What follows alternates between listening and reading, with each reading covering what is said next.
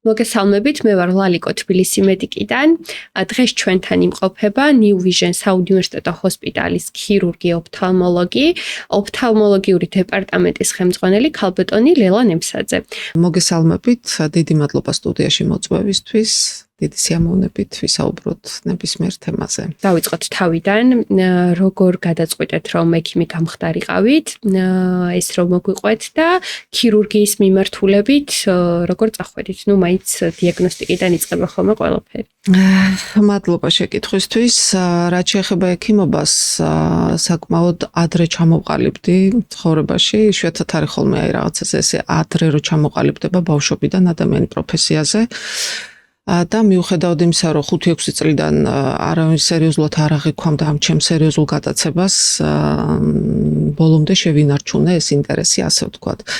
სკოლაში მყავდა ფანტასტიკური მასწავლებელი ბიოლოგიის, შემიძლია თქვა, რომ მან არანორმალურად დიდი ინტერესი ჩამინერგა ზოგადად ცოცხალი ორგანიზმების აგებულების, სამყაროს აგებულების და ჩემი ბავშვობის ერთ-ერთი ყველაზე ძლიერი ინტერესი და ცნობის მოყვარეობის მწვერვალი იყო ცოცხალი და არაცოცხალი სამყაროს აგებულება. ოჯახში დაუშვათ უფრო რაღაცა ესეთი ლიტერატურულ და ხელოვნების სფეროში დავდა ოჯახი უფრო მეტად მე მაინც ესე ჩემი გავიტანე და გავხდი ექიმი, რაც არასოდეს არ მინანია ნამდვილად, ეს არის პროფესია თავისუფლად შემიძლია ვთქვა, რომელიც მთელი ჩემი გულით და ალბათ ბავშვობაში გონებრივი და ეს ლოგიკური მომენტები იმდენად არ მუშაობს, მაგრამ რაღაცა ინტუიციურად შინაგანად ავირჩიე და ბედნიერი ვარ მაგის გამო.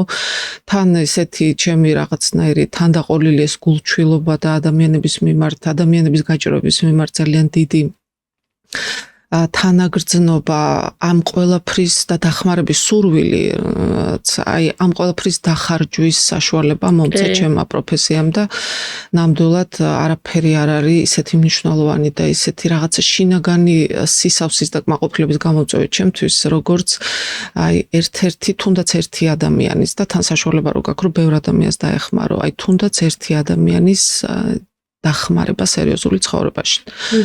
და ორი სიტყვით ქირურგიას რაც შეეხება, ძალიან მიყვარს და მიყვარდა ყოველთვის ესეთი манипуляციები ხელით ნატიფი, გამომდიოდა ყოველთვის რაღაც კამების აწყობა და ესეთი ხელოსნობა პატარა.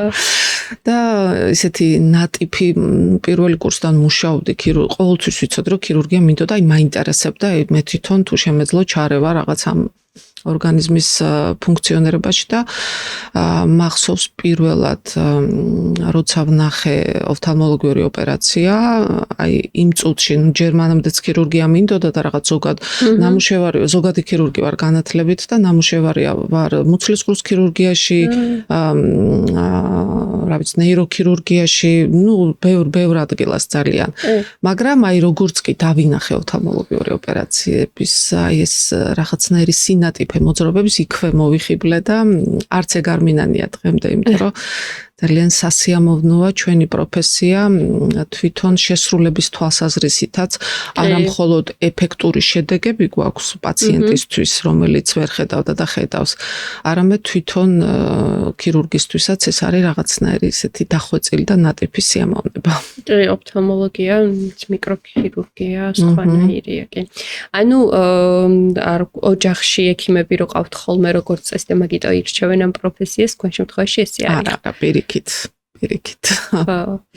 ძალიან საინტერესოა ამ ბავშვობიდან. და სხვა ჩერს მინდა გითხრათ, რომ ორი შვილი მყავს და არ ჩემ შვილებს არ მოუნდომებიათ. საერთოდ ძალიან მიყვარს ესეთი თავისუფალი დამოკიდებულება პროფესიის არჩევის მიმართ, მშობლის მხრიდანაც და შვილის მხრიდანაც და ვთვლი, რომ ადამიანმა მაინც თვითონ უნდა იპოვოს ის საქმე, რაც მთელი გულით აინტერესებს, რისი კეთებაც სიამოვნებს და ეს პროფესიულად გარედან ეფექტურად გამოიყურება თუ არა ეფექტურად, ამას მაინც არ აქვს მნიშვნელობა, თუ გინდა რომ ადამიანი ბედნიერი იყოს. შესაბამისად, მე თვითონ ჩემ შვილებისთვის არ დამიძალებია არც ერთ ჩემშულს არ აურჩევია მედიცინა, ისე რომ ესეც მაინც არის ხოლმე რაღაცა გულისწყეტა თუ არა? ეს ყველაფერი სხვა შორის მომეხმარა იმაშიც, რომ რაღაცა ეს პირადი ეგოიზმის ფარგლებიდან გავსულიყავ. ხა ქართველები განსაკუთრებით როგორც ძალიან კარგი თვისებები გვაქვს ჩვენ. მე ძალიან მიყვარს ჩემი ქვეყანა. უბრალოდ კრიტიკულიც ვარ და ეს ჩვენი მესაკუთრული მომენტები, რომ აი მხოლოდ საკუთარ შვილს და მხოლოდ რაღაცა ესე პირადულ ჭრილში განიხილება ყველაფერი. ეს რეალურად ჩვენი ეგოიზმია. ეგოიზმია და თან იცი აი კარგად რო დაუკვირდე და ასაკი რაც მემატება მე პირადად აი პასუხისმგებლობის შეგრძნება მაგალითად ადრე საკუთარი შვილების მიმართ მეტი მქონდა და სხვა შვილების მიმართ ნაკლები ეხა აი ხვდები რომ რეალურად აი ყველა ახალგაზრდა ჩემი შვილია და საერთოდ რა განსხვავება აი შენი შვილისთვის გააკეთებ თუ და რასაც ხვისთვის გააკეთებ კიდე ის მეტად შენი შვილისთვის გააკეთებული გამოდის. ნამდვილად ეს ნოდარ დუმბაძის ერთ-ერთი მოთხრობიდან გმირი მახსენდება ბებია ფაჩუჩებს რო ქსოვს ომის დროს სხვისთვის რო აი ვიღაცა ამის გამო მერე ჩემ შულსაც დაეხმარებაო. ცოტა ესეთი ლირიკული გადახვევა გამოგვივიდა, მაგრამ სინამდვილეში ეს ძალიან მნიშვნელოვანი საკითხია, რომ ის გამოცდილება ცხოვრებისეული თუ ღირებულია შენი გამოცდილება ასაკში შესვლასთან ერთად დაფიქრდე იმაზე, რომ გადასცე სხვას და საშუალება და თან ეცადო, რომ შენზე უფრო ძლიერი ადამიანის დაეხმარო და გახადო, ეცადო, რომ გახადო შენზე უფრო ძლიერი ის ადამიანი, რომელსაც ეხმარებ. თუმცა აი ადამიანურ ჭრილში რო განვიხილოთ, ადამიანისთვის მაინც რთული არის მაგ ყველაფრის ის რო გააკეთო ტვინში ალბათ, რომ ნუ ეს გადადო და აი ყველაფერი მისცევ თქვა ჩვენს მოსწავლეს, იმიტომ რომ აქვე ვიტყვი, მაინც არის ხოლმე ის საწყის ეტაპზე რაღაცა კონკურენციის მომენტები, მაინც არის ხოლმე მარტო ექიმის პროფესიაში არა, ალბათ ყველა პროფესიაში ესეა. და როცა ექიმი ვთქვათ მაგ საკითხზე მაღლა დგება, ანუ ექიმობა მხოლოდ არის მხოლოდ აი იმის ცოდნა რა, ეს ემპათია, რაც ადამიანური გრძნობები უნდა კონდეს ექიმს. ძალიან სწორი აქცენტებით სვამ შეკითხვებს და საერთოდ სწორ აქცენტებს აკეთებ ძალიან. ერთი შემიძლია ვთქვა, რომ ზოგადად ასაკის მატების, ხა გარემო ხო ისეთი გვაქვს, რომ ასაკის მატება განიხილება ხოლმე უარყოფით კონტექსტში და სინამდვილეში იცი რა, აი მადლობა კომპლიმენტისთვის, უბრალოდ როგორც არ უნდა შევიცვალო და ბუნებრივია შევიცვლები, ხა მე კარგა ხანია უკვე გამიჩნდა ეგ შეგრძნება, რომ საინტერესოა ყველა ასაკი და აი ჩემ ასაკში უკვე ისეთი მომენტები მოდის წინა პლანზე, რომ ეს გარეგნული გამოვლინებები და ეგოიზმი და ეს რაღაცა მომხვეჭელობა, ეს ამბიცია, რომელიც აუცილებელი თვისებებია, მინდა გითხრა თავის დროზე და ახალგაზრდობაში. პირადად მე თუნდაც ჩემი გენდერის გამო რო ქირურგიაში მინდოდა და აბა, ნუ ძალიან ბევრი პრობლემა შემექმნა და ძალიან ბევრი ვიბრძოლე და ძალიან აი ესეთი მებრძოლ ადამიანად ჩამოვყალიბდი. თუმცა მერე აი რაღაც ასაკმა გამოცდილებამ და ექიმის პროფესიაც რაღაცნაირად აი გეხმარება იმაში, რომ ცოტა სიბრძნისკენ უფრო ადრე წახვიდე და რაღაც ზედაპირულ ფასეულობებს აღარ გაეკიდო. მერე აი ნელ-ნელა მივხვდი, რომ იდეაში გაცემა, ადამიანის დახმარება, ადამიანისთვის რაღაცა ინფორმაციის გადაცემის საშუალება, როცა გახდები იმისი ღირსი თუნდაც და აი ისეთ როლში აღმოჩნდები ცხოვრებაში, რომ შენ შეგიძლია არა მხოლოდ პაციენტების დაუშვათ, არამედ აი ვიღაცა ესეთი ნიჭიერი შეიძლება, მაგრამ უპატრონო ადამიანის ცხოვრება შეცვალო და ესე სრულიად მიუკერძოებლად და აი ყოველგვარი აი რაღაცა რო ელოდები რაღაცა უკუგებას მაგის გარეშე გააკეთო სიკეთე. ეს იმხელა სიხარული და ბედნიერება ამას ისე უყურებენ ხოლმე, რომ აი სიკეთე თითქოს გაცემას ნიშნავს. გაცემა კი ეგოიზმის უმაღლესი ფორმაა თქო ამბობ, იმიტომ რომ ეს იმხელა სიამოვნებაა, თუ შენ უბრალოდ მიხვედი იქამდე, გაიზარდე შინაგანად, სიბრძნე მოგემატა და არა მხოლოდ ნაოჭები, ანუ მაშინ ეს ასაკიც ლამაზია, ეს ძალაუფლებაც ძალიან კარგი შეგრძნებაა, რომელიც შეგიძლია იმაში გამოიყენო, რომ ადამიანებს დაეხმარო და ძალიან ბევრი ნიუანსი აქვს და ელფერი ამას და ვერც კი შევადარებ დავუშვათ ჩემი ახალგაზრდობის აი ეს მებრძოლ შეგრძნებებს მაგას. თუმცა, ყველაფერს თავის ხიბლი აქვს, ყველა ასაკს და მე დღეს შემიძლია ვთქვა, რომ ჩემ ისეთ ქირურგიისთვის ოქროს ასაკში, ესეთი რეალიზებულობის ასაკში, ნამდვილად ძალიან კარგად გრძნობ თავს და დიდი მადლობა ჩემ პროფესიას ამისთვის კიდე ერთხელ. და საინტერესო საუბრი ხართ, უბრალოდ ფორმატი ცოტა აქეთ ახლა წამოვიყვანოთ პროფესიისკენ. ძირითადად კატარაქტის ოპერაციებს აკეთებთ, თან დავაზუსტოთ. გლაუკომაც არის, როგორც ვიცი, მოდი დავიწყოთ კატარაქტით. ზოგადად რო გითხრათ ისა, რომ ჩვენ მომაყურებელმა მარტივად გაიგოს, კატარაქტა რა არის და ასაკთან როგორ არის ეს ყველაფერი დაკავშირებული, თანდაყოლილზეც რო ვთქვათ და კი ბატონო. პირველ რიგში კვალიფიკაციაზე ვიტყვი, რომ მე ვარ წინა სეგმენტის ქირურგი, ამაში შედის კატარაქტა, წინა სეგმენტის წარმონაქმნები, თვალის წინა სეგმენტის წარმონაქმნები, გლაუკომა, რეფრაქციული ოპერაციები. უბრალოდ თვითონ დაავადების სიხშირიდან გამომდინარე, ფაქტიურად მთელი წინა სეგმენტის ქირურგიის 80% არის კატარაქტა პრაქტიკულად და ამიტომაც განვიხილებით ხოლმე ესე კატარაქტალური ქირურგი. ასევე მუშაობ გლაუკომაზე,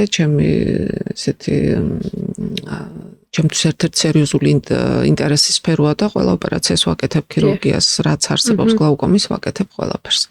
ეხლა რაც შეეხება კატარაქტას, თვითონ კატარაქტა ეს არის თვალის ბროლის შემღვრევა. თვალის ბროლი ეს არის თვალის კაგლის პატარა ესეთი ორგანელა, რომელიც ეხმარება თვალს და ფოკუსირებაში, ნებისმიერი გამოსახულების სწორად ფოკუსირებაში.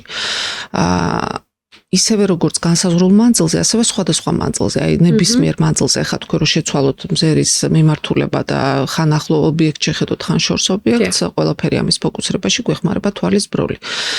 მისი მეორე დანიშნულება გარდა ამ ფოკუსირების არის, რომ იყოს გამჭვირვალე, იმიტომ რომ ახლა თვალი მაინც ოპტიკური ორგანოა, მხედველობითი ინფორმაცია უნდა შევიდეს თვალში და ამიტომაც თვალის წინიდან უკან, აი ღერცს რო გაყვეთ, ყველა ორგანო არის აბსოლუტურად გამჭვირვალე, დაწყებული რქოვანი ბროლი, მინისებური სხეული. ეს გამჭვირვალობის ეფექტი აუცილებელია ამისთვის, რომ ბადურამდე და მხედველობის ნერვამდე მივიდეს მხედველობის ინფორმაცია დეფექტების გარეშე და მერე უკვე ეს ინფორმაცია მხედველობის ნერვის საშუალებით აღიქმება, წავა ცენტრალურ ნერვულ სისტემაში და უკვე იქ ანალიზდება. თვალის ბროლის შემღვრევას ქვია კატარაქტა, როგორც ვთქვით, და ეს ჩვენი გამჭვირვალე ბროლი, რომელიც აფოკუსირებს მხედველობას, როდესაც იმღვრევა სხვადასხვა ფაქტორების გამო, აი როგორც ფარდა ჩამოეფარება სარკმელს და უშუალოდ აი ესე ეფარება ჩვენი მხედველობით საინფორმაციო წყაროს. შესაბამისად, მკურნალობაც ასეთივე ძალიან ისეთი ლოგიკური და მარტივია, რომ ხდება შემღვრეული ბროლის ამოღება, ბუნებრივი ბროლის ამოღება და ჩანაცვლება ხელოვნური ბროლით, რომელიც ოპტიკურ ფუნქციებს ასრულებს, შესაბამისად შუქს უშვებს თვალში და ეს არის აი ჩვენთვის ოფთალმოქირურგებისთვის ყველაზე საყვარელი ოპერაცია, აი ოფთალმოლოგიის ქირურგიის ბრილიანტს ვეძახით, იმიტომ რომ ძალიან ეფექტურია, თუ მხოლოდ კატარაქტა აქვს პაციენტს და არ არის სხვა დაავადება, ძალიან მაღალი ოპტიკური შედეგია და ადამიანი, რომელიც დაწვება საოპერაციო მაგიდაზე და ვერ ხედავს, ადგება და აი მომენტალურად შედეგი აქვს. თან ოპერაციის ხანგრძლივობაც მოკლე არის, სტაციონარში დარჩენაც არ არის საჭირო. არა, რა თქმა უნდა, თანამედროვე აპარატურული უზრუნველყოფის პირობებში და ეს ძალიან მნიშვნელოვანია, რომ ოპერაციები კეთდებოდეს ნორმალური აპარატურით აღჭურვილ კლინიკაში, სადღაც 3-5 წუთი ჭირდება ჩვეულებრივ კატარაქტას, არა გართულებულს და არა რაღაც ესეც.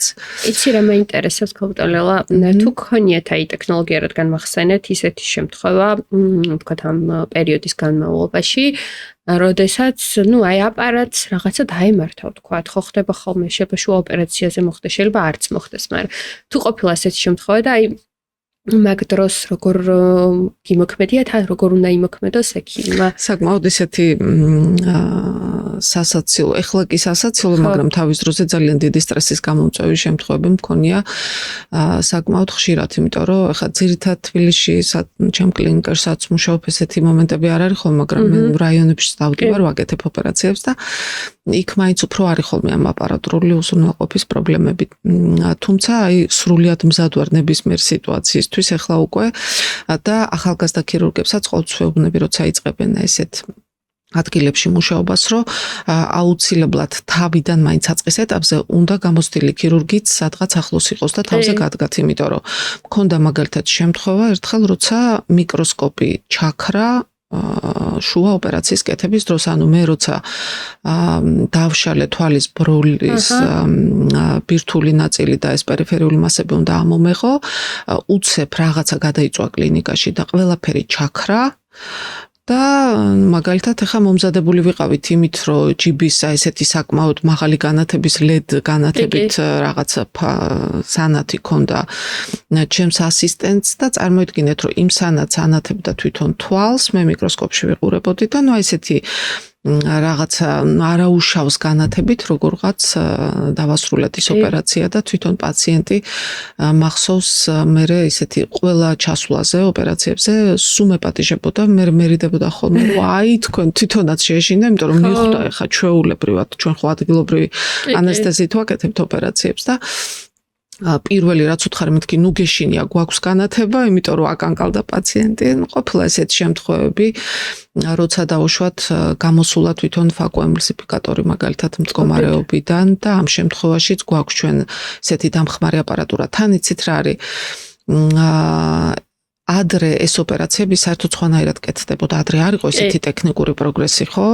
ტექნიკურმა პროგრესმა სრულიად შეცვალა თვალის ქირურგია და ჩვენი სფერო ვართ მედიცინის, რომელიც აი ზოგ სფეროზე ისე არ აისახა და აი ოფთალმოლოგიაზე ძალიან აისახა.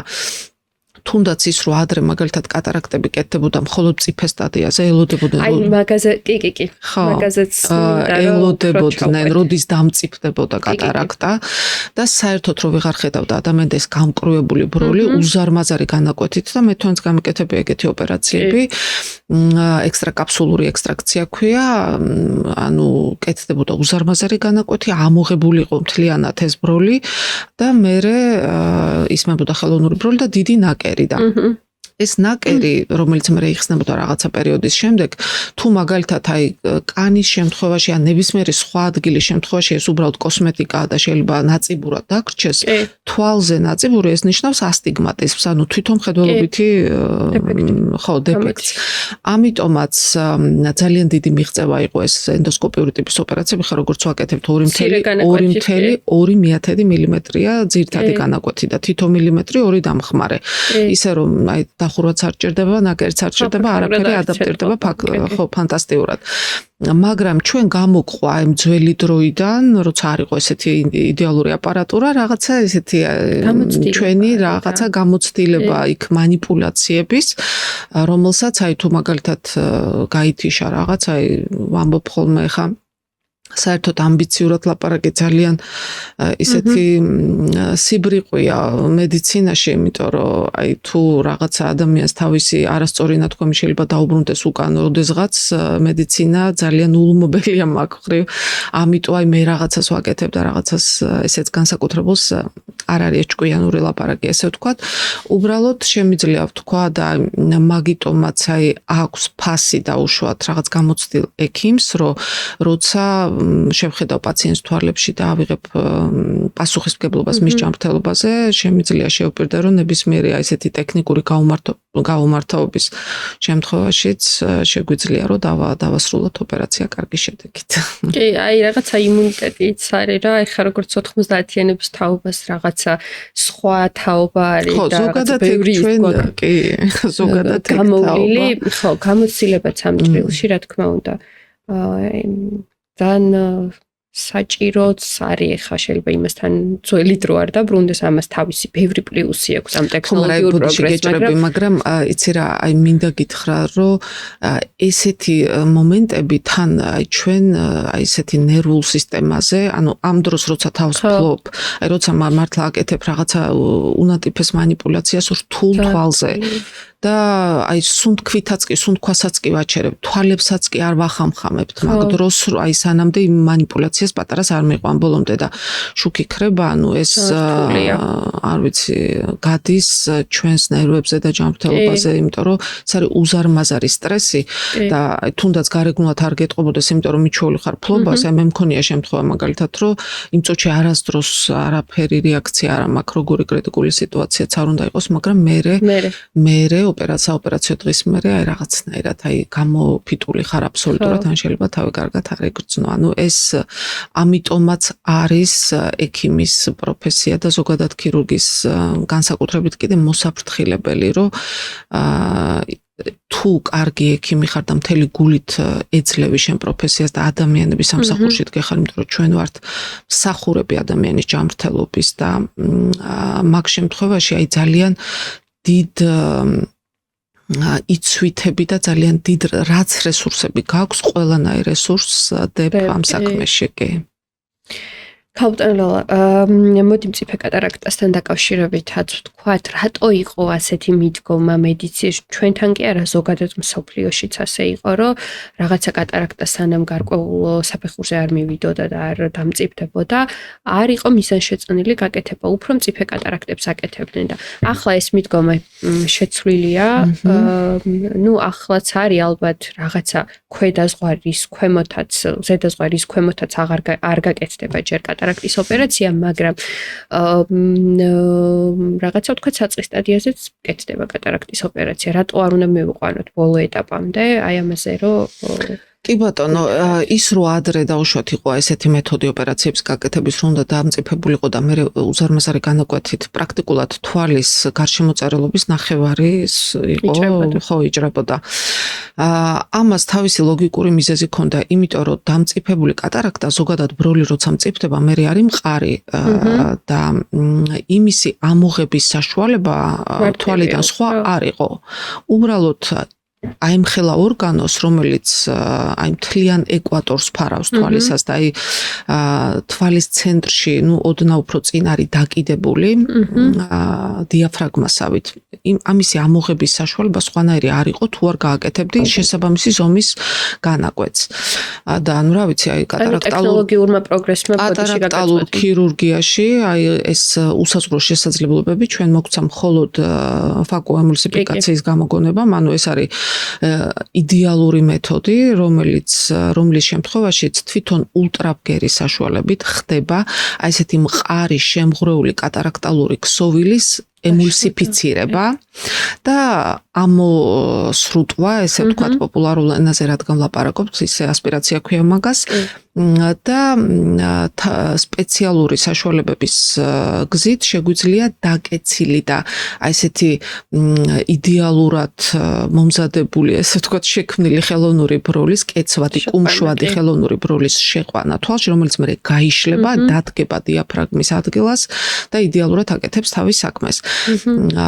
და ანუ აი პირდაპირ პროპორციული კავშირია ამ შემთხვევაში ტექნიკურ პროგრესს და ქირურგიულ ტექნოლოგიას შორის, იმიტომ რომ როგორც კი გახდა საშუალება მოგვეცა ქირურგებს იმის, რომ დაშლილიყო ბროლი და შესაძლებელი გახდა აი შპრიცის ტიპის აპარატით მისი ამოღება თვალიდან, იმ წუთში ადაპტირდა ეს განაკვეთები, დაპატარავდა განაკვეთი და კიდევ ერთხელ ვამბობ, რომ თვალის შემთხვევაში იმის გამო, რომ თვალი ოპტიკური ხელსაწყოა და ორგანოა, ამან გამოიწვია ბევრად მაღალი შედეგები, პრაქტიკულად 100% ხედავენ, პრაქტიკულად ასტიგმატიზმი არ არსებობს ამ მინიმალური განაკვეთების შემთხვევაში და ეს არის ძალიან კარგი რამე.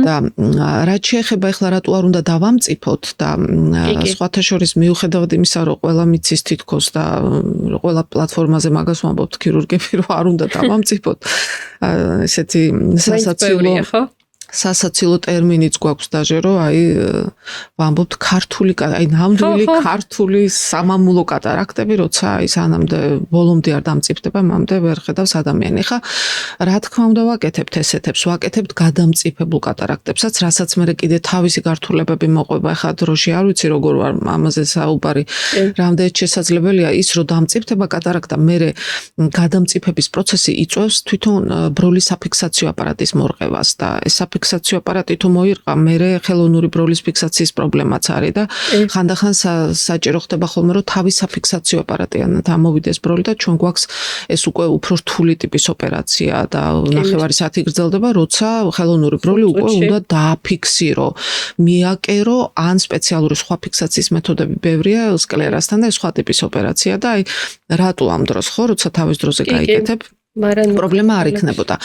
და იმ შემთხვევაში, როცა ვაკეთებთ მაინც ახალი მეთოდით მწიფე კატარაქტას, პაციენტისთვის რა არის ხა ცუდი? ის რომ ხმარობთ ძალიან მაღალ სიხშირის ულტრაბგერას, ეს არის დესტრუქციული ძალა უფრო და შესაბამისად ესეთი დესტრუქციული მოქმედება უფრო მეტი აქვს გარემო ქსოვილებზე. თვალში ყველა ქსოვილი ნატიფია, თვალი ძალიან რეაგირებს და ოპერაციის შემდგომ პერიოდში გვაქვს ხოლმე შეშუპება რქოვანის, გვაქვს ხანდახანა ესეთი თვალის ფკერის რეაგირებაც, ეს ყველაფერი ალაგებადია ნამდვილად და ნიშნის მოგებითაც უთქვავს 1-2 ესეთ ენამოსწრებულ პაციენტს ჩემთვის, რომ აი მე რა 2 კვირა ხო ვიწვალე ლელა ექიმო და აი რატო მაინც ხო კარგად ვიყურები და დიდი მადლობა მაგისთვის თქვენ. ანუ იმ შემთხვევაში თუ დროულად გაკეთდება ნაკლებად აგრესიული პარამეტრებით, მეორე დღესვე გადასარევად ხედავს ადამიანი რეაბილიტაცია მარტივი აქვს და თუ იქნება მწიფე, ამას ჭირდება რაღაცა 2-3 კვირა თვალი რომ მდგომარეობიდან. მეც გავიხსენებ, ხე გამახსენდა ქართული კატარაქტა რო ახსენეთ რაღაცა ჩვენ პაციენტებზე, ნაიდეკის ვაკუემულსიფიკატორი ხო შემოგვაქვს ჩვენ და სულ თავიდან რო შემოვიტანეთ, ქონდა ერთი სტანდარტული ნემსი, რომელსაც უწევდნენ რეკომენდაციას, რომ ნუ ევროპაში ძირითადად ეს ნემსი გამოიყენება. გიროს გულისხმობდა. მოკლედ რომ დავიწყეთ თავიდან ხო გატესტვის ამბავი რომ აი ნუ პირველად მივიტანეთ ქირურგთან რომ გამოიყენებინა სულ თავიდან ყვები. სტანდარტულ კატარაქტებზე ძალიან კარგად და აი მწიფე კატარაქტაზე ცოტა რაღაცა დაუპაუზდით ასე ვთქვათ რა, რაღაც მეტი დრო დაჭირდა, მეტი სიხშირეზე აწევა, მაგრამ არ იყო კომფორტული და მოკლედ მე რომ ვესაუბრეთ იაპონელებს, ნუ ძირითადად ეს არისო, მაგრამ მე მოგვაწოდეს რაღაცა სტანდარტი, შედარებით უფრო ისეთი ზომებით განსხვავებული და დიამეტრი აქვს ხოლმე და ქართულ კატარაქტებს კი, ევროპულისგან განსხვავებით რომ ეს ნემსის ტიპი ევროპაში ნომერ პირველია და ყველა ამას იყენებს. ჩვენ გვაქვს დამატებით მოკლედ მეორე ნემსი, რომელიც აი მწიფე კატარაქტების. კი, ნუ ნაიდეკი ფანტასტიკური ტექნიკა. მაშინ გავიგეთ ჩვენც რომ ხო რაღაცა საქართველოს ბაზარზე ძალიან ბევრი ეს გადამწიფებული თუ მწიფე კატარაქტებია. არის სამწუხაროდ და რა ვიცი რატო ზრუნავთ მეთქი იმაზეც მიხუმრია პაციენტებთან ძირითადად ახლა უფრო ესეთი მაღალმთიანი სოფლებიდან რო ჩამოდიან სადაც ინფორმაციის დეფიციტი მაინც არის იმდენად რთულია ხოლმე ხანდახან მანუალურად შესასრულებლად რომ მithქვავს რომ აი რატო ზრუნავთ ესე ჩვენს იდეალურად რატო გვატრენინგებთ ესე მწარეთ დაუშვათ გვიხუმრია ამ თემაზე თუმცა ამ ყველაფრის მიღმა, ну, რა ვიცი, აი პირველი და ბოლო გამოსავალი წერტილი ის არის, რომ როცა ხარ ექიმი, გავმეორდები და ვიტყვი, რომ ჩვენ ვემსახურებით ადამიანის ჯანმრთელობას, ადამიანს აქვს უფლება თავის ჯანმრთელობის მიმართ კონდეს ზერელე დამოკიდებულებაც არ მიხედოს თავის დროზე რაღაცას მოვიდეს, იყოს ცივილური, არაცივილური, კონდეს მაღალი, დაბალი IQ. აბსოლუტურად არანაირი კრიტიკის პოზიცია ჩვენ არ გვაქვს ესეთ შემთხვევაში და არც უფლება გვაქვს მაგის.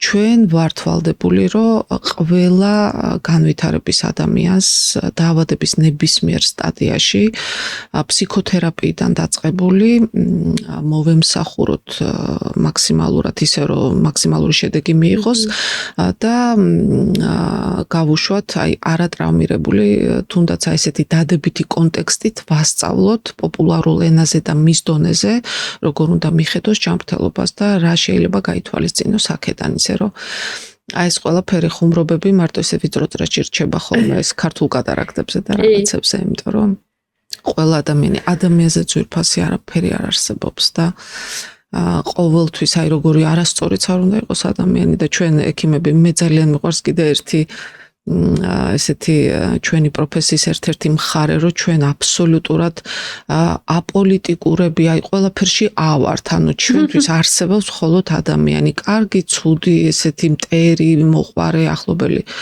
არ არსებობს. აი როცა ადამიანი წევს დგას შენ წინაშე და შენ ხარ ექიმი, შენ ხარ მისი აი ყველაზე უფრო ახლო მეგობარი, ყველაზე უფრო ისეთი მრჩეველი, აი როგორც საკუთარ შვილს გაუფრთხილდები, ისე უნდა უფრთხილდებოდა ყველა ადამიანის ჯანმრთელობას ნამდვილად. ხო, ეგ დამოკიდებულება ძალიან სწორია, ძალიან საჭიროა და გეთანხმებით ყველაფერში რომ ესე უნდა იყოს, თუმცა ხო, ნუ რთულია მაინც ექიმის გადმოსახედიდან რომ ვიმსჯელოთ ეხლა და ჩვენი რეალობიდან გამომდინარე, თუნდაც ის ნაწილი რომ ვთქვათ, შეიძლება იდეალურად შეასრულო ოპერაცია ქირურგმა, მაგრამ აი ეს რომ აუხსნა ვთქვათ, ზუსტად რა მოლოდინი უნდა კონდეს ამისგან. ხშირად არის ხოლმე რომ ცდება ერთმანეთს ეს მოლოდინები, აი გლაუკომის შემთხვევაში რო ავიღოთ, აქვთ ხოლმე მკურნალობას რო იწყებენ იმის ილუზია თუ აი, არასწორი მოლოდინი, რომ შეიძლება ის მხედველობა გამოსწორდეს სრულად ანაცის შემდეგ ძალიან ხშირია ხოლმე. და აქ ალბათ ეგ არის ზუსტად პრობლემა, რომ კომუნიკაცია ახსნა, უფრო დიაგნოსტიკაში ვინც არის ცალკე ექიმები, რომლებიც არ არიან ქირურგიაში. ესეთი მათ უფრო უყვართ საუბარი. ქირურგებზე უფრო ამბობენ, რომ რაღაცა ქირურგიულ ოპერაციას იდეალურად შეასრულებენ, რა ეს კომუნიკაციის პრობლემა არის ხოლმე ხშირად რა და ძალიან კარგია და არის მნიშვნელოვანია მეორე ადამიანისთვის. ხა აი ცოდვა გამხელილი ჯობია ფსიქოლოგიური საფუძველი მაგას ნამდვილად აქვს, იმიტომ რომ ეხა აი როგორც ქირურგმა მაგალითად რაც წლები გადის, აი კიდევ ერთხელ ვამბობ, რომ აი დავუშვათ როცა გააკეთებ აი 20-30 ოპერაციას ან თუნდაც 10-ს, მაგრამ რთულ ოპერაციებს აკეთებ, აი იმდენად გამოფიტული ხარ, რომ შეიძლება აი ლაპარაკი არის ეგ შეგრძნება ნამდვილად. ეხლა მე რო ვთქვა, რომ აი მე არა ყოველთვის ესე არის ეგ შეგრძნება, მაგრამ აქ მოვალეობის მომენტები არსებობს, რომელიც თუ გაცნობიერებული გაქვს, აუცილებლად უნდა პაციენტს ეკონტაქტო. ეხლა მე მაგალითად როგორ ვაკეთებ? ეხლა მე მეხმარება მაგაში ის, რომ დავუშვათ ხელმძღვანელიც ვარ განყოფილების და მე მყავს ფანტასტიკური ჯგუფი, გუნდი, ანუ რა ვიცი, მე მგონი რაც წლები გადის, აი უფრო და უფრო მეტი პაციენტი მაგათია ესეთი გუნდური მუშაობით უფრო მოხიბლულები და ბედნიერები მიდიან ხოლმე და ეს მე ძალიან მიხარია, რა თქმა უნდა. და მიუხედავად იმისა, რომ ყველა პაციენტს, ვისაც მე ოპერაციას უკეთებ, თავის მკურნალი ექიმი ყავს და ყველა ეს ექიმი ექთნების ჩემს განყოფილებაში ძალიან კარგები არიან და ყველაფერს უხსნიან. ჩვენ გვაქვს, რა თქმა უნდა, ეს დაბეჭდილი სახითაც, პირადადაც, ოპერაციამდე, ოპერაციის შემდეგ და გამოვირჩევით, ასე ვთქვათ, იმიტომ რომ მეც გეთანხმებით იმაში, რომ ძალიან მნიშვნელოვანია ეგ არა მხოლოდ სწორად შესრულებული ტექნიკურად ოპერაცია, არამედ მნიშვნელოვანია, რომ პაციენტთან სწორი კომუნიკაცია კონდეს და სწორი მოლოდინი კონდეს იმას. მე ყოველთვის ვავალდებულებ ჩემ თავს, რომ ოპერაციის წინ რაც არ უნდა ზუსტად ვიცოდე პაციენტს რა ჭირს და მითხრას სარწმუნო ადამიანმა, მე თვითონ ახლობ ყველა პაციენტს, მე თვითონ შევხედავ თვალებში და შევპირდები სწორად. რა თქმა უნდა, ამ შეპირებაში ყოველთვის არის ხოლმე რაღაცა უფრო უარყოფითი მხარების გათვალისწინება და საერთოდ გულწრფელობას არაფერი არ ჯობია. რა როლი აქვს ხელოვნური ბროლის სწორად შერჩევას კატარაქტის ოპერაციის წარმატებაში? ამაზე რო ვისაუბროთ და რის მიხედვით არჩევთ ხოლმე ხელოვნურ ბროლს? კარგი შეკითხვა. ესე იგი, თვითონ ოპერაციის წარმატებულ გამოსავალზე, რა თქმა უნდა, პირველ რიგში მოქმედებს ტექნიკურად სწორად და გამართულად შესრულებული ოპერაცია, მაგრამ მნიშვნელობით პრაქტიკულად იგივე მნიშვნელობა აქვს თითქმის სწორად გაკეთებულ კალკულაციებს.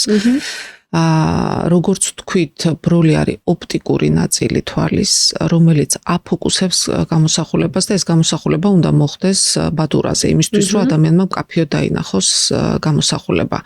შესაბამისად, ბროლის ოპტიკური ძალა თუ არ გაითვალა სწორად, შესაძლებელია პაციენტს კონდეს შეძენილი, ვთქვათ, არასწორი გათვლების გამო ახლომხედველობა, შორსმხედველობა, ასტიგმატიზმი და ასე შემდეგ. ეს ძალიან დიდი დისკომფორტია და მე ითხოვს სათვალების ტარებას და შესაბამისად სწორად გათვლებს ძალიან დიდი მნიშვნელობა აქვს. რაც შეეხება ჩვენ მაგალითად როგორ ვაკეთებთ ამისთვის, აი ტექნიკური პროგრესის კიდევ ერთი დიდი პლუსი არის ის, რომ გვაქვს სპეციალური გათვლის სისტემები და სხვა შორის მე მარტო მიუხედავად იმისა, რომ საუკეთესო სისტემაზე ვითვლით და ეს არის CSCC Allmaster 700, ანუ მაგის მიუხედავად ალტერნატიული გზებითაც ვამოწმებთ ხოლმე და ყოველთვის მაქვს რამდენიმე მონაცემი და მე იქედან აი ვშელობთ ინდივიდუალურად ყველა პაციენტზე აი კონკრეტულად ვაზუსტებთ ვის რა ბროლი უნდა ჩაესვას აი ამ რამოდენიმე მონაცემის გამო, იმიტომ რომ ყველა აპარატს მაინც პატარა ცდომილება აქვს თავისი და თვალში კიდე აი ნახევარი მილიმეტრი და 1 მილიმეტრი სერიოზულ ოპტიკურ განსხვავებას იძლევა. ამიტომაც ძალიან მოკლედ ბევრს ვფიქრობთ მაგ საკითხზე. და შესაბამისად, შედეგებიც კარგი გვაქვს. რაც შეეხება ახლა უარყოფით მხარეს ამ ყველაფრის, ის რომ ეს ყველაფერი ესეთი სალოლიავებელია და პატარა შეცდომამ შეიძლება გამოიწვიოს დაუშვათ ახლომხედველობა და შორსმხედველობა, ჩვენ სამაგიეროდ შეგვიძლია თუ პაციენტს აქვს ახლომხედველობა, შორსმხედველობა, ასტიგმატიზმი, ისეთი გათვლები გავაკეთოთ და ისეთი ბროლები ჩავსვათ, რომ გავუსწოროთ ოპტიკური მანკი. ამიტომაც ყავს პაციენტები მაგალითად, რომელსაც მთელი ცხოვრება ჰქონდა ასტიგმატიზმი, ახლომხედველობა და ოპერაციის მერე დაუშვათ 60 წლის ასაკში ხედავენ იმაზე უკეთ, ვიდრე მთელი ცხოვრება ხედავდნენ. ეს ძალიან დიდი პლუსია და ესეც გამოიწვია იმან, რომ დღეს ტექნიკური პროგრესის ეპოქაში ჩვენ გვაქვს ფანტასტიკური გათვლის საშუალებები, გვაქვს ფანტასტიკური ბროლები თვითონ, რომლებიც შიგნიდან, ანუ გარედან ხო ხდება კორექცია ჩვეულებრივად ადამიანის ოპტიკური მანკების სათვალით, ლინზით და ასე შემდეგ. ამ შემთხვევაში თვითონ ინტრაოკულური, ანუ თვალის შიგნითა კორექცია არის შესაძლებელი ნებისმიერი ოპტიკური მანკის. მოდი აქ შეგეკითხებ თორე კითხვა მაქვს, ჯერ დავიწყებ კალკულაციით, სანამ ტექნოლოგიური პროგრესი ვთქვათ ესე შორს წავიდო და რა თვითონ ერთ აპარატს შეძლო გაეკეთებინა ეს კალკულაცია, ვთქვათ სხვა პარამეტრებიდან გამომდინარე გამოეყვანა იდეალური ზომა, ვთქვათ. სანამ ეს მოხდებოდა და დღემდე არის კლინიკები ალბათ უფრო რეგიონებში, სადაც არ აქვს ამის შესაძლებლობა, რომ კონდეთ სრული აპარატურული აღჭურვილობა. ასევე მინდა შევეხო იმ თემას, რომ არის ვთქვათ რაღაც მიკრო ავტობუსებში თუ აღარ არის ეს ეხა გამახსენდა რომ მართალი გითხრათ. ხო, ანუ აკეთებენ ვთქვათ არის მცირე კლინიკის აღჭურვილობა ვთქვათ, რომელიც არსებობს პორტატული აპარატურა, რომელიც შეგიძლია წაიღო და დიაგნოსტიკიდან დაწყებული, გათვლებით დაწყებული და დამთავრებული ოპერაციით ყველაფერი კარგად გააკეთო, მაგრამ პირადად მე მაგალითად თვითონ ოპერაციის ჩატარებას ყოველთვის განვიხილავ კლინიკის საოპერაციოში და არა ხადია, მაგას ძალიან ბევრი პლუსი აქვს, მაგ თემას არ შევეხოთ. აი მე მაინტერესებს კალკულაციის ნაწილში რამდენად შესაძლებელია, რომ სწორად მოხდეს პორტატული აპარატურით ამ ყველაფრის დადგენა და თუ არ არის კლინიკაში საერთოდ ეს აპარატი, მაგრამ მაინც მუშაობენ და მაინც აკეთებენ კატარაქტის ქირურგიას, მან რა ხდება? რა ალტერნატიული მეთოდებია? ისეთი უნივერსალური აპარატურა, ხა როგორც მაგალითად მე რო ვახსენეთ CSCC Allmaster-ი, რომელთაც ჩვენ ვითვლით და რომელიც აი რა ვიცი, აი ადამიანმა ალბათ დაახლოებით 1 კვირა უნდა იფიქროს, რომ იმდენი რამე გაითვალისწინოს ადამიანის აგებულების, რამდენსაც ეს აპარატი ითვალისწინებს 5 წუთიან გათვლაში. აი ყველა პარამეტრს ოპტიკურ ყველა ნიუანს თვალისას ითვალისწინებს და ისეთulis და რა თქმა უნდა ძალიან მაღალი სიზუსტით ხდება ბროლის გათვლა. ეხა ამის საშუალება საკმაოდ ძვირადღირებული აპარატურა და რა თქმა უნდა რაიონებში უკავდივართ არ არის. თუმცა საკმაოდ მაღალი სიზუსტით, ეხლა ეს რაღაცა ძალიან მაღალ სინატიფეზე ვლაპარაკობ, მე ერთია ობიექტურად დამჯდარი რეფრაქციული მაჩვენებელი, ხა რა ქვია ამას, რომ გადაიღებს პაციენტი რეფრაქტომეტრიას და აქვს 0 რეფრაქცია, ანუ ან +0.25, ან -0.25, ეს არის იდეალური ოპტიკური შედეგი და პაციენტი გადასარევად ხედავს, მაგრამ საქმე იმაშია, რომ იმ კატარაქტის შემდეგ ადამიანს ახლა რო დაჭდეს დაუშვათ რეფრაქციულად -0.5, +0.5, +0.75 ამ შემთხვევაშიც პაციენტის კმაყოფილების ინდექსი და ძალიან მაღალია და იმის ცხოვრების ხარისხი საკმაოდ მაღალია ასევე, იმიტომ რომ ძალიან კარგად ხედავს. ანუ პატარა ცდომილებას გვაქვს, ხო? პატარა ცდომილებას იმ შემთხვევაში ოღონდაც თუ აუცილებელი აი აპარატურიდან ამ შემთხვევაში არსებობს ასკანირება, ეს არის ეხოსკოპიური კვლევა და არის კერატომეტრია. ანუ ეს ორი მაჩვენებელი არის აუცილებელი იმისთვის, რომ ბროლი გაიტო. ამის გარეშე ვერავთ ვერ გათვლი ბროლს. ამიტომაც თუნდაც რაიონებში პორტატულებიც არსებობს ესენი და არც ისეთი ძალიან მაღალფასიანი აპარატურა. შესაბამისად, მე პირადად მაგალითად სადაც დავდივარ ოპერაციებზე, ყველგან აქვთ ეს და მე ხელით ხდება გამოთვლა ფორმულით. ხო, არსებობს ფორმულები, ეს აპარატურა თვითონ არ გაძლევს მონაცემებს, მაგრამ ეს ფორმულით მე და ათასნაირი დაზუსტებას ვაკეთებთ კიდე. შესაძლებელია საკმაოდ მაღალი სიზუსტით ხო გათვლა. თუმცა ეს არ არის თვალის ქირურგები ზოგადად ვართ ძალიან ისეთი ხალხი, ძალიან სინატიფეს და ის სიზუსტეს ზედმეტად ვაქცევთ ყურადღებას. ერთია პირველად ადგილზე დგას პაციენტის კმაყოფილება და მისი ცხოვრების დონის გაუმჯობესება, მაგრამ თან ისიც გვინდა რომ იდეალურად შესრულებული იყოს და არ იყოს იქ ნარჩენი ასტიგმატიზმი, არ იყოს იქ ნარჩენი მინუსი პლუსი და ასე შემდეგ. ამის საშუალებას უკვე იძლევა ეს ნატიფი აპარატურა, რომელიც ძირითადად მაინც დიდი ქალაქების კლინიკებშია. კი, გასაგებია, მოდი რო შევეხოთ კომბინირებულ პათოლოგიებს. კომბინირებული პათოლოგიების შემთხვევაში როგორ ხდება კატარაქტის ქირურგიის დაგეგმა, ვთქვათ, გლაუკომა კატარაქტა რო ავიღოთ კომბინაციაში, ან ნებისმიერი სხვა კომბინაცია, ამ დროს ექიმმა რა უნდა გაითვალისწინოს და როგორ იგეგმება? კი ბატონო, რა თქმა უნდა, ესე იგი, როცა მოდის უკვე კომბინირებული პათოლოგია, იქ უკვე საჭიროა ექიმის გამოცდილების სხვანაირი მოთხოვნილება ექიმის გამოცდილებაზე, იმიტომ რომ ძალიან ბევრი რამეა გასათვალისწინებელი. კატარაქტა როცა აქვს მხოლოდ პაციენტს, იქ თავისუფლად შეიძლება ითქვას, რომ შედეგი დამოკიდებულია კარგ აპარატურას და ტექნიკურად სწორად შესრულებაზე, მაგრამ თუ არის კომბინირებული პათოლოგია, აი ძალიან სწორად დასმული კითხვაა ესეც, მან აუცილებლად ბევრი რამეა გასათვალისწინებელი თვითონ წინა საოპერაციო ალგორითმის და მომზადების და დაგეგმვის თვალსაზრისით. ეხლა რაც შეეხება კონკრეტულად კატარაქტას და გლაუკომას, არის ხოლმე შემთხვევები და აი მოკლე ლოგიკა ესეთია, რომ იმ შემთხვევაში თუ თვალის წნევის დარეგულირება მედიკამენტურად შესაძლებელია ოპერაციამდე და პაციენტს აქვს კატარაქტა, რომელიც რეალურად უქვეითებს ხედველობას, პირადად მე ყოველთვის ვაკეთებ ჯერ კატარაქტის ოპერაციას და შემდეგ ვაგრძელებ გლაუკომის მართვას. იმიტომ რომ ინვაზიურობის პრინციპიდან გამომდინარე ზოგადად ადამიანის მკურნალობა ესე იწყობა, ძალიან მარტივად რო თქვა, რომ რაც უფრო ნაკლებად ინვაზიური მეთოდით მიიღებ შედეგს, მით უფრო უკეთესი პაციენტისთვის. ამიტომ სანამდე შესაძლებელია, რომ თვალისწნება მოაწესრიგო წვეთებით, არ ჩქარობ ოპერაციის გაკეთებას, იმიტომ რომ იმ ოპერაციასაც თავისი ესეთი ისა აქვს რა, ინტერვალი, როცა მუშაობს და შეიძლება რეოპერაცია გახდეს რაღაც პერიოდის მერე საჭირო. ამიტომ თუ შესაძლებელია წვეთებზე და სხვადასხვა მედიკამენტურ საშუალებებზე წნევა დავიჭიროთ, მაგ შემთხვევაში ვაკეთებთ კატარაქტის ოპერაციას.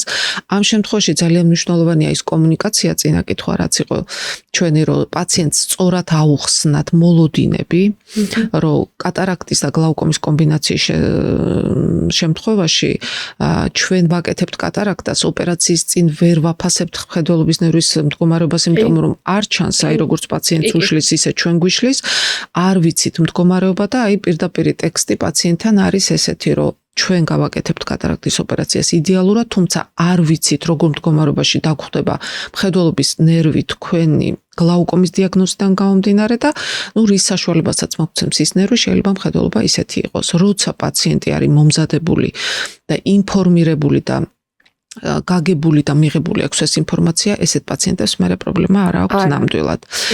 რაც შეეხება ისეთ მომენტს, რომ ოპერაციამდე აი მოდის პაციენტი მწიფე კატარაქტა აქვს უკვე და პლუს არაკორეგირებული გლაუკომა, ანუ იწვეთებს ყველა მედიკამენტს და ვერა, მაგ შემთხვევაში აი კატეგორიულად ვაკეთებ მე ჯერ გლაუკომის ქირურგიას, იმიტომ რომ დაჭიმულ და მაღალწნევიან თვალზე ნებისმიერი ქირურგიული რისკ ფაქტორის ალბათობა იზრდება.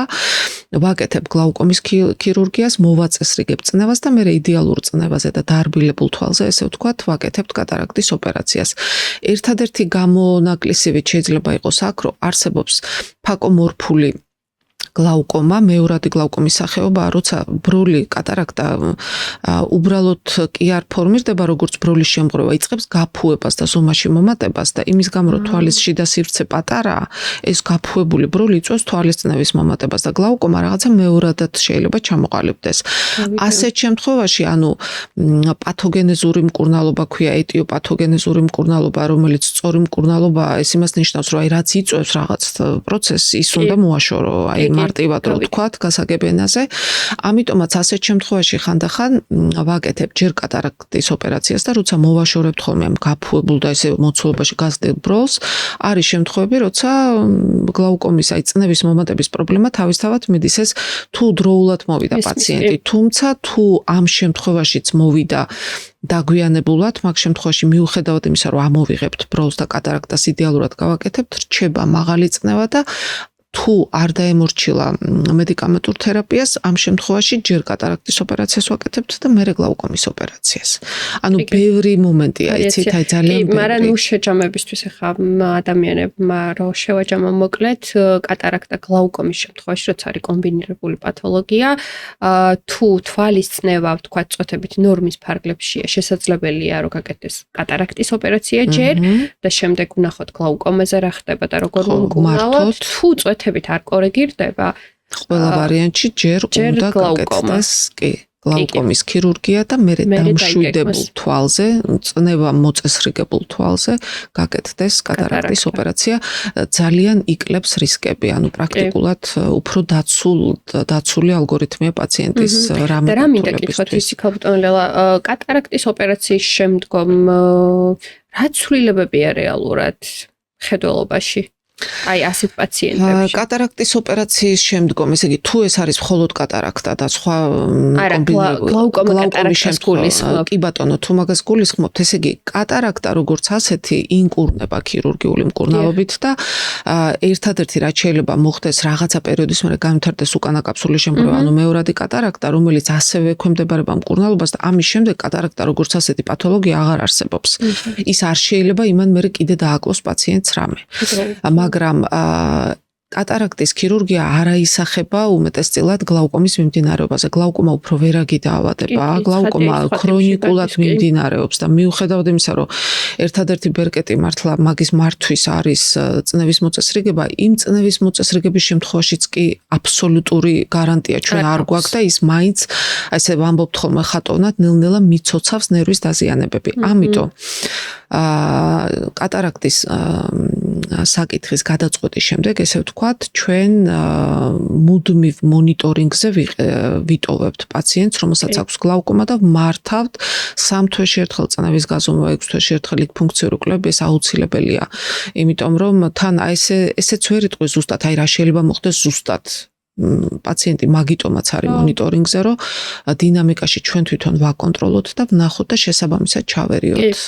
აი ევროპაში არის უფრო ეს კულტურა და ამერიკაშიც რაც ვნახე, რომ აი თვალის წნევის გაზომვის საკმაოდ ხშირად ზოგი ყოველდღეც იზომავს, სახლში გასაზომი აპარატები აქვთ და ჩვენთან უფრო ნაკლებად არის ხოლმე და აი თუნდაც შეიძლება თვალის წნევის გასაზომად მივიდეს ექიმი. ნამდვილად ესეა სამწუხაროდ და სხვა შორის დიდ ქალაქებში უკვე აღარ არის ესე, უფრო მეტად სოფლის და მაღალმთიან განსაკუთრებით რაიონებს უჭერთ ხოლმე და მე სულ ვამბობ და შემიძლია ნამდვილად ეს ამბიციურად თქვა, რომ საქართველოში ამ ერთი ბეწო ქვეყანაში ოფთალმოლოგია ძალიან მაღალ დონეზეა. ჩვენ გვყავს აი სოფლიო რო იამაყებს ისეთი თვალის ქირურგები, საკმაოდ ბევრი და თუ პაციენტს რაღაც აი თუ რამე სტატისტიკური შედეგები მხედველობის შენარჩუნების კარგი არ გვაქვს, ეს არ არის იმიტომ რომ რამე ქირურგიული манипуляცია არ კეთდება კარგად. ჩვენი სუსტი წერტილი, ასე ვთქვათ, არის პროფილაქტიკური და ღონისძიებების კულტურის უქონლობა. იმიტომ რომ ახლა ხო გეუბნებით პაციენტები არიან ისეთი, რომ არამწიფე კატარაქტა აქვს, ჯერ კიდევ ახერხებს ხედავს, ანუ დაუშვათ ცენტრი თავისუფალია და ხედავს, მაგრამ პერიფერიაზე უკვე ის ჩანს, რომ კატარაქტაა და აი როგორც არ უნდა ავუხსნათ ხოლმე ხო უკვე ძალიან ისეთი როგორც არ უნდა ავუხსნათ რომ ჯობია ეხლა ამ ეტაპზე გაკეთდეს ოპერაცია იმას ნუ რაღაცა გეგმები სხვა და ეს იმ შემთხვევაში თუ მოდის მაშინაც 100%-ით ვერ გემორჩილება მაგრამ არის შემთხვევები როცა სანამდე ერთი თვალი აი გლაუკომის შემთხვევაში განსაკუთრებით აი ჩემი გულის ტკივილია ხოლმე ეგრო კარგი კატარაქტა არის გადამწიფებული გააკეთებ ორივე თვალზე ოპერაციას და გამოიხედავს პაციენტი მაგრამ როცა პაციენტს აქვს გლაუკომა და ცალი თვალი უკვე საერთოდ ვეღარ ხედავს და მეორე თვალს ნერვიც აი საკმაოდ ძიმედ დაზიანებულია და პირველადად რომ მაშინ მოდის პაციენტი პრაქტიკულად აი ძალიან ცოტა რაღაცა შეგიძლია ესე ვთქვათ მხედველობის შენარჩუნებისთვის და ამიტომ თუ ჩვენ შედეგებს რამე ეფექტურობას ართმევს ჩვენ ქვეყანაში ეს არის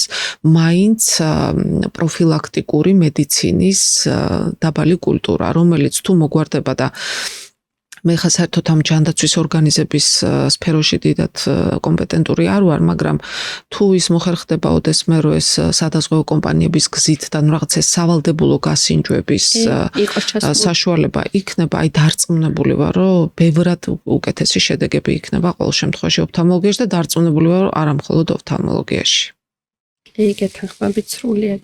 მოდი მეორედ კატარაქტებსაც რო შევეხოთ 1-2 სიტყვით, მე რაც ვიცი, მეორადი კატარაქტის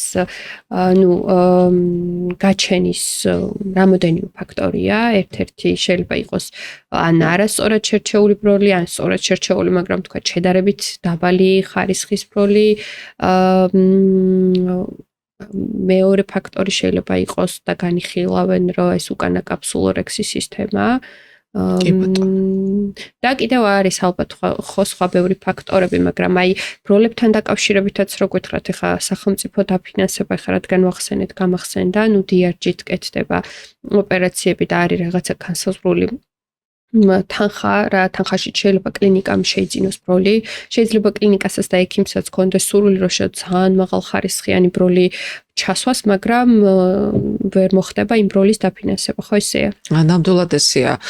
ანუ ჩვეულებრივად ეს ხარჯები და კალკულაცია თვითონ საოპერაციო დგება საწყისი ფასის გათვალისწინებით, რა თქმა უნდა, ჩვენ ქვეყანაში საკმაოდ დაბალია ფასი, რომელიც ფინანსირდება და ამ შემთხვევაში, რა თქმა უნდა, პრემიუმ ბროლების ჩასმას, პრემიუმ ბროლები ბევრად ძვირი ღირს ვიდრე თვითონ მთელი ოპერაციის თანხა. ამიტომ რა თქმა უნდა ამაზე ლაპარაკი არ არის და იმ შემთხვევაში თუ პაციენტს უნდა ოპერაცია პრემიუმ ბროლით, მაგ შემთხვევაში პაციენტი ავტომატურად გადის ფინანსირებიდან და თვითონ იხდის ოპერაციის თანხასაც და ბროლსაც თვითონ ყიდულობს, რა თქმა უნდა და არის ესეთი სეგმენტი, თუმცა მცირერიცხოვანი, ძირითადი ჩვენი სეგმენტი, ჩვენი პენსიონერი, საყვარელი ბებოების და ბაბუების არიან მაინც იყენებენ სახელმწიფო დაფინანსებას. ეხა მანდაც მინდა აი რო გული არ ეტკინოს ვიღაცას რო აი რაღაცა ვერ ისმევს ისეთ ბროლს თქვა რომ ჩვეულებრივად მხედველობის სიმახვილე რომელიც პროცენტებში გამოიხატება ამ ბროლებში ერთნაირია ანუ პრემიუმ ბროლშიც და ჩვეულებრივ ბროლშიც სიმახვილის ხარისხი პროცენტულობა რა ერთი და იგივეა იმ შემთხვევაში თუ პაციენტს არ აქვს ოპტიკური მანკი, ხა თუ პაციენტს აქვს ასტიგმატიზმი მაგალითად, მას შეუძლია ჩაიცვას პრემიუმ ბროლი, აღარ ქონდეს ასტიგმატიზმი და ინახოს გადასარევად. თუ პაციენტს არ აქვს საშუალება ამის, ის ჩაისმევს ჩვეულებრივ ბროლს და დაინახავს ასტიგმატიზმიანი თვალი როგორც ხედავდა, როგორც მანამდე ხედავდა და ესეც მისაღებია ბევრი პაციენტისთვის. ანუ აქაც ძალიან მნიშვნელოვანია ის, რომ სწორად აუხსნა ადამიანს მოლოდინი ოპერაციის შემდეგ.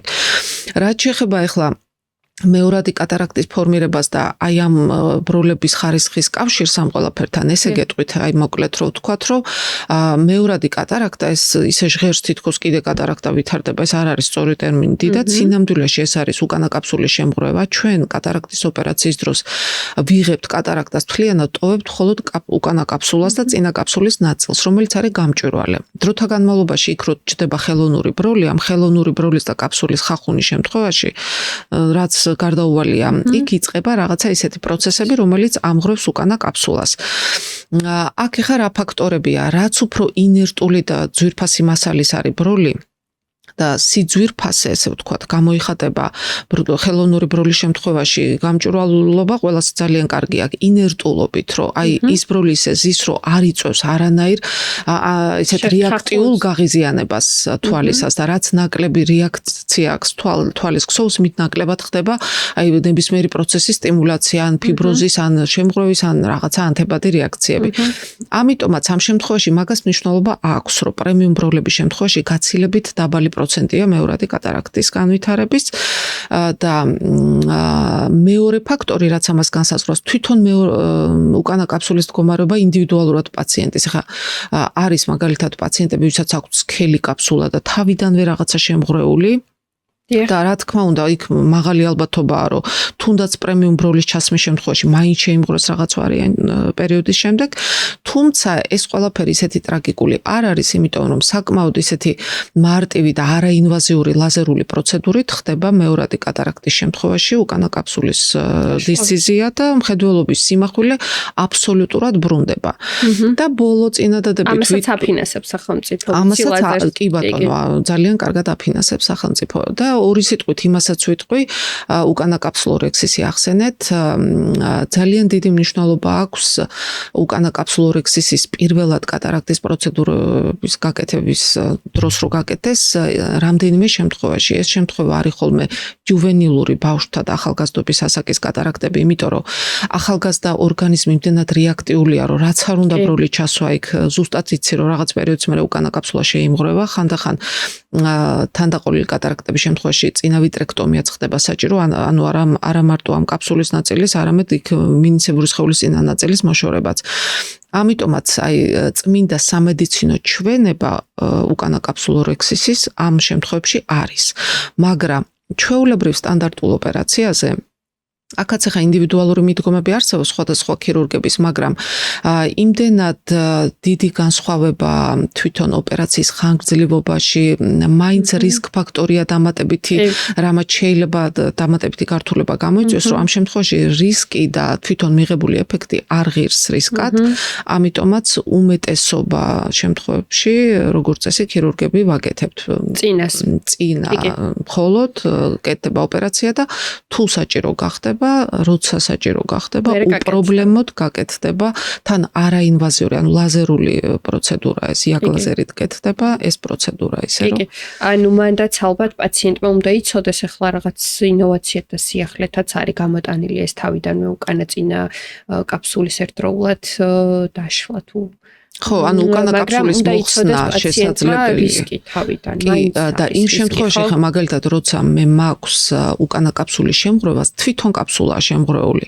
ანუ რაც არ უნდა იქ მოაცალო, ჩვენ ვაკეთებთ იქ პოლირებასაც, რაც არ უნდა გააკეთო, კაფსულა შემღვრეულია და ეს ხა თუ მწიფე არ არის კატარაქტა, ხანდახან ჩანს მანამდეც და ჩვენ ამას პაციენტს ყოველთვის ვეუბნები წინასწარ, რომ მოსაშორებელია უკანა კაფსულაც და პირველადადვე ჯობია, იმიტომ რომ ძალიან სქელია და ამ შემთხვევაში ხანგრძლივობაც იცის რომ უფრო მეტია ოპერაციის და ეს მე პირადად ასეთ შემთხვევებში ვაკეთებ ამ манипуляციას, მაგრამ როგორც ასეთ რომ ყველა პაციენტს გაუკეთდეს, ჩემი პირადი დამოკიდებულებაც ესეთია, რომ არ ღირს ნამდვილად პირველ პროცედურაზე ამის შესრულება. კი, ნუ ყველა ექიმს თავის ინდივიდუალური მიდგომა აქვს და ხო, არის რაღაცა ფარგლები, ცირა არის აბსოლუტური ჭეშმარიტებები, რასაც ჩვენ ვალდებულები ვართ, გაიდლაინები არსებობს, რასაც ვერ გადაუხვევ, მაგრამ ჩვენ გვაქვს რაღაც ფარგლები, სადაც ინდივიდუალურად ჩვენი პრეფერენციების მიხედვით შეგვიძლია რაღაცა პატარა მოდიფიკაციები გავაკეთოთ.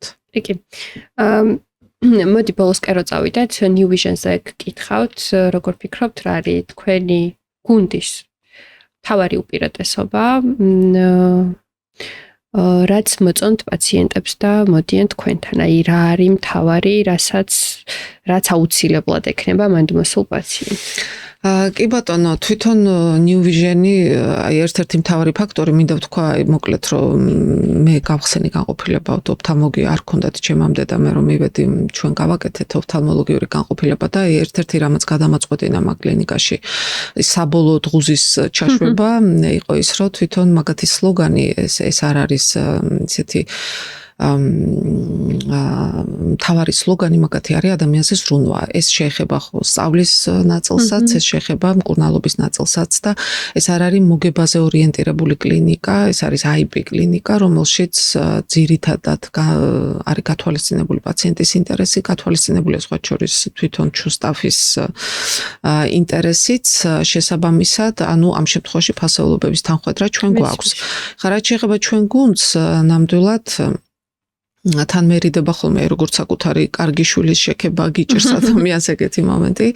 მაქვს ჩემს პროფესიონალიზმზე ყურადღებას არ გავამახვილებ, რა თქმა უნდა იგულისხმება ეგ, მაგრამ კიდევ ერთხელ ვამბობ, რომ საქართველოს ყავს ძალიან მაღალი დონის ქირურგები და ჩემი დიდი პატივისცემა ჩემ კოლეგებს, მე ვარ ძალიან კოლეგიალური ადამიანი და მხოლოდ სიხარულით ვუსმევ ხას ყოველთვის კოლეგების დადებით მხარეებს.